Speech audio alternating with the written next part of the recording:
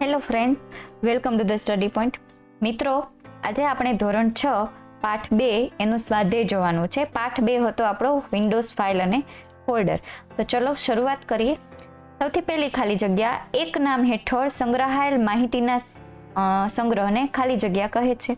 હવે મિત્રો, 5મા ધોરણમાં આપણે ટાઈગર વિશે આવતું વર્ડની અંદર લખવાનું. તો ટાઈગર વિશે આપણે શું કરતા? ટાઈગર વિશે લખાઈ ગયા બાદ, ટાઈગર વિશે પ્રોજેક્ટ બની ગયા બાદ આપણે ફાઇલને કયા નામથી સેવ કરતા? તો કે ધ ટાઈગર અથવા તો ખાલી ટાઈગર. તો નામ તો એક જ થયું, ધ ટાઈગર. પછી એ ફાઇલની અંદર આપણે ધ ટાઈગર હેડિંગ લખતા, એની અંદર ટાઈગરનો ફોટો મૂકતા, ત્યારબાદ એના વિશે લખાણ લખતા, ટાઈગર વિશે 5-6 વાક્ય લખતા. તો નામ એક જ છે, ધ ટાઈગર, પણ એની અંદર માહિતી આપણે ઘણી બધી સમાવેલી છે. તો એક નામ હેઠળ જે માહિતીનો સંગ્રહ થાય છે એને શું કહેવાશે? ફાઇલ. પછી આવી જે એક સરખી ફાઇલ હોય એનો સમૂહ ભેગો થાય એને કહેવાશે ફોલ્ડર. કેમ કે એ સમૂહને તમારે કોઈ જગ્યાએ સાચવવો પડે. અને કઈ જગ્યાએ સાચવો છો? તો કે ફોલ્ડરના સ્વરૂપમાં. ફોલ્ડરની અંદર તમે આ બધા એક સરખા પ્રકારની ફાઇલ છે એ મૂકી શકો છો. બરાબર? ફોલ્ડરની અંદરના ફોલ્ડરને કહેવાશે સબ ફોલ્ડર. ત્યારબાદ આ આઇકન છે એ શેનું છે? તો કે ટેક્સ્ટ ફાઇલનું. આ આઇકન તો કે વર્ડ ફાઇલનું છે. બરાબર? વર્ડ પેડ ફાઇલનું છે.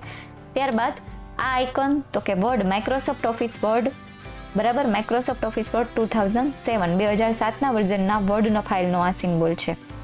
ત્યારબાદ આ સિમ્બોલ શેનો છે? તો કે ઓડિયો. બરાબર છે? ત્યારબાદ આ તો કે પિક્ચર અથવા તો ઇમેજ ફાઇલ. બરાબર? પછી આ આઇકન છે વિડીયો ફાઇલનું. બરાબર? અને જે સાઈડમાં આપેલું છે એ વિન્ડોઝ મીડિયા પ્લેયરનું ઉદાહરણ છે. પછી આ શું છે? તો કે ફોલ્ડર છે. પણ ફોલ્ડર કેવું છે? તો કે ખાલી છે. બરાબર? વિન્ડોઝમાં તમે ફાઇલ તથા ફોલ્ડરનો સંગ્રહ અને ગોઠવણી ખાલી જગ્યામાં કરી શકો છો. તો કઈ જગ્યાએ? કોમ્પ્યુટરની અંદર લાઇબ્રેરીઝમાં. બરાબર? તમે સેવ, મૂવ કે કોપી કરેલી બધી જ વર્ડ કે વર્ડપેડની ફાઇલ હોય એ ડોક્યુમેન્ટ લાઇબ્રેરીમાં ખાલી જગ્યામાં ફોલ્ડરમાં સેવ થાય છે. હવે આ શું કહે છે કે બધા કોમ્પ્યુટરની અંદર જે 4 લાઇબ્રેરી આપેલી છે આપણને, મ્યુઝિક, વિડીયોઝ, પિક્ચર્સ, ડોક્યુમેન્ટ્સ, આ બધાને પોતપોતાના ડિફોલ્ટ ફોલ્ડર હોય છે. દાખલા તરીકે ડોક્યુમેન્ટ લાઇબ્રેરી હોય તો માય ડોક્યુમેન્ટ્સ ફોલ્ડર હોય, પિક્ચર્સ હોય તો માય પિક્ચર, વિડીયો લાઇબ્રેરી હોય તો માય વિડીયોઝ, અને ઓડિયો લાઇબ્રેરી હોય તો મ્યુઝિક લાઇબ્રેરી હોય તો માય મ્યુઝિક. બરાબર? એવી રીતે તમે વર્ડ પેડની કે વર્ડની જે બધી ફાઇલ હોય, કટ, કોપી કે પેસ્ટ કરો છો, તો એ બધી જ ફાઇલ છે ડિફોલ્ટ કઈ જગ્યાએ સેવ થાય છે? તો કે ડોક્યુમેન્ટ લાઇબ્રેરીમાં. એનું ડિફોલ્ટ ફોલ્ડર છે માય ડોક્યુમેન્ટ્સ. બરાબર? ત્યારબાદ ખાલી જગ્યા ફાઇલનું નામ, લેખકનું નામ વગેરે દર્શાવે છે, તો એનો આન્સર આવશે ડિટેલ્સ પેન. ખાલી જગ્યા મેનુ પર કટ, કોપી અને પેસ્ટ ટૂલ્સ આપેલા હોય છે, તો આન્સર આવશે એડિટ મેનુ. બરાબર? હવે આ કયું બટન છે? તો કે બેક બટન. ફાઇલ કે ફોલ્ડરને ખસેડવા માટે, ખસેડવું એટલે ધક્કો મારવો અથવા તો એક જગ્યાએથી કાઢીને બીજી જગ્યાએ મૂકવું, તો એને કહેવાશે કટ એન્ડ પેસ્ટ. પછી ફાઇલ કે ફોલ્ડરની કોપી કરવા માટે તો કોપી એન્ડ પેસ્ટ. બરાબર છે? ફાઇલ કે ફોલ્ડરનું નામ બદલવા માટે તો આન્સર આવશે નામ બદલવું એટલે રીનેમ, ફરીથી નામ. બરાબર? ફાઇલ લિસ્ટમાંથી ફાઇલ કે ફોલ્ડરને હટાવવા માટે તો આન્સર આવશે ડિલીટ, હટાવવું એટલે કાઢવું. કાઢી નાખેલી ફાઇલ કે ફોલ્ડર કઈ જગ્યાએ જાય છે? તો કોમ્પ્યુટરની ડસ્ટબિનમાં, અને કોમ્પ્યુટરની ડસ્ટબિનને કહેવાશે રિસાયકલ બિન. બરાબર?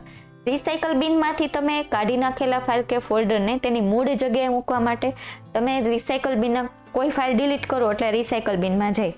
ત્યાંથી પાછી મૂળ જગ્યાએ જવા દેવી હોય તો શું કરવાનું? રિસ્ટોર.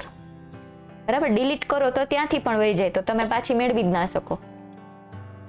જો તમે રિસાયકલ બિનમાંથી કોઈ ફાઇલ કે ફોલ્ડરને કાયમ માટે કાઢવા ઈચ્છતા હોય, મતલબ કે રિસાયકલ બિનમાંથી પણ કોઈ ફાઇલ ડિલીટ કરી નાખવી હોય, સાવ મૂળમાંથી કાઢી જ નાખવી હોય, તો શું કરવાનું રહેશે? ત્યાં જઈને ડિલીટ. બરાબર છે? ત્યારબાદ નેક્સ્ટ જોઈએ. નીચેના આઇકન શું દર્શાવે છે? આ કઈ ફાઇલ છે? તો કે પિક્ચર અથવા તો ઇમેજ ફાઇલ. પછી આ જે આપેલું છે એ વિડીયો ફાઇલ. પછી તો કે ટેક્સ્ટ ફાઇલ. પછી તો કે ફોલ્ડર. પછી તો કે વર્ડ ફાઇલ છે આવડિયા. આ કઈ ફાઇલ છે? Audio file. આ કઈ ફાઇલ છે? WordPad file. આ કઈ ફાઇલ છે? Back button. બરાબર? આને શું કહેવાશે? Back button. આ શું આપેલું છે? Start button. અને લાસ્ટ શું આપેલું છે? Close button. બરાબર છે? હવે અહીંયા મિત્રો તમારે પાઠ 2નું સ્વાધ્યાય છે એ પૂર્ણ થાય છે. જો તમને મારી સમજાવવાની મેથડ ગમતી હોય, મારા વિડીયો ગમતા હોય તો મારી ચેનલને વધુમાં વધુ શેર, લાઇક એન્ડ સબસ્ક્રાઈબ કરજો અને કાંઈ પણ તમારે ક્વેશ્ચન હોય તો કમેન્ટ સેક્શનમાં જણાવજો. Thank you.